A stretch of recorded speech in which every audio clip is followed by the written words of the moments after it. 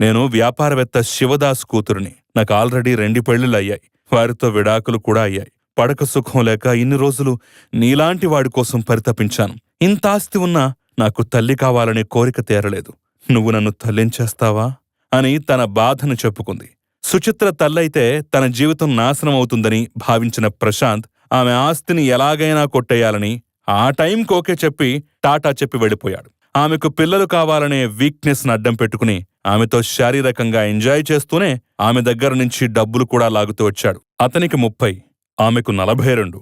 అతనికి music teacher, ఆమెకు గొప్పింటి ఆడబిడ్డ. కాని వాళ్లను కామం ఏకం చేసింది. ఆ కామమే ఒకరిని కటకటాలకు పంపగా మరొకరినేకంగా కాటికి పంపించింది. ఎర్రగా ఉందని ఆమెపై ఆశపడ్డాడు. కామంతో కన్ను కొట్టాడు. తర్వాత ఆమెతో బెడ్ పై పడ్డాడు.